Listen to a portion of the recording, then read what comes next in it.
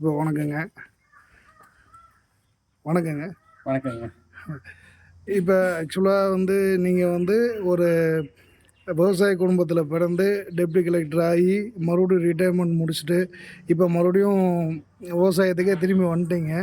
நாங்கள் form next அப்படிங்கிற ஒரு சைலேஜ் கம்பெனி ஆரம்பிக்கிறதுக்கு நீங்கள்லாம் ஒரு பெரிய ஊன்றுகோலாக இருந்திருக்கீங்க. உங்களோட அனுபவத்தில் சைலேஜ் போட்டால் எதனால் சைலேஜ் போடலாம், சைலேஜ் போட்டால் அதனால் யூசஸ் என்ன, ஏன் விவசாயிகள் மாடு வளர்க்குறவங்க சைலேஜுக்கு வரணும்னு நீங்கள் நினைக்கிறீங்க, ஏதாவது சொல்ல முடியுமா நீங்கள்? சைலேஜ் அப்படிங்கிறதுக்கு நீங்கள் ஏன் போகணும் அப்படின்னா, அதுக்கு முன்னாடி நீங்கள் எனர்ஜி அப்படின்னா என்னன்றது தெரிஞ்சுக்கணும். எனர்ஜிங்கிறது சாதாரணமாக நம்ம இதயம் லேப்டாப்னு இயங்குது இல்லையா, ஒரு தடவை லேப்டாப்னு இயங்குறதுக்கு 1 ஜூல் எனர்ஜி தேவை. ஓஹோ! அது மாதிரி நீங்கள் 1000 ஜூல் எனர்ஜிங்கிறது 1 கிலோ ஜூல், 1,00,000 ஜூல் அப்படிங்கிறது 1 மெகா ஜூல். ஒரு மாடு 1 லிட்டர் பால் உற்பத்தி பண்ணணும்னா 5.3 மெகா ஜூல் அதுக்கு எனர்ஜி தேவை. சாதாரணமாக தீவனங்களில் எப்படி எனர்ஜி இருக்குது அப்படின்னா, நீங்கள் வெறும் மாடு பால் கறக்கவே இல்லை, அந்த மாட்டுக்கு 1 கிலோகிராம் ட்ரை மேட்டரில் 6% இருந்தால் போதும். மெகாஜூல் 6 மெகாஜூல் இருந்தால் போதும் எனர்ஜி. Okay okay. அதிலிருந்து நீங்கள் 11 மெகாஜூல் வரைக்கும் நீங்கள் எனர்ஜி இருக்கிற ஃபீடாக போடலாம். நீங்கள் 8 மெகாஜூல் 8.5 மெகாஜூல் நீங்கள் போட்டீங்க அப்படின்னா ஒரு 10-15 லிட்டர் பால் கறக்கும். நீங்கள் 25, 30, 35 லிட்டர் கறக்கணும் அப்படிங்க அந்த மாட்டினுடைய மொத்த உற்பத்தி திறனையும் நீங்கள் கொண்டு வரணும் அப்படின்னா அதிகப்படியான எனர்ஜி இருக்கிற தீவனத்தை போடணும். அதிகப்படியான எனர்ஜி இருக்கிற ஒரே தீவனம் மக்காச்சோள சைலேஜ் தான். அதனுடைய எனர்ஜி 1 கிலோகிராம் ட்ரை மேட்டரில் 10.5 11 வரைக்கும் இருக்குது. சாதாரணமாக இருக்கிற மக்காச்சோளத்தில் 10 மெகாஜூல் இருக்கும்.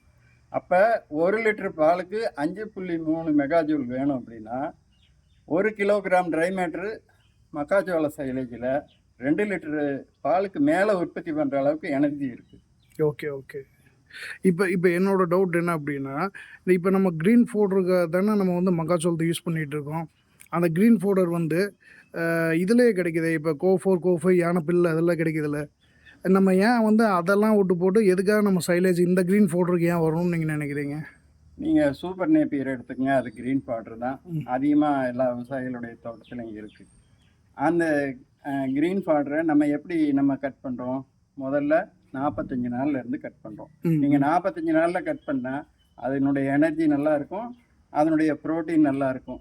நீங்கள் அதையே 60 நாளில் கட் பண்ணால் எனர்ஜியும் குறைஞ்சி போயிடும், ப்ரோட்டீனும் குறைஞ்சி போயிடும். அப்போ நீங்கள் corn silage one time plant அப்படிங்கிறீங்களா? ஒன் டைம் பிளான்ட் அப்படிங்கிறதுனால எனர்ஜி வேறு எங்கேயும் வேஸ்ட் ஆகாமல் அதிலே ஃபுல்லாக வந்துடுது அப்படிங்கிறீங்களா? கண்டிப்பாக.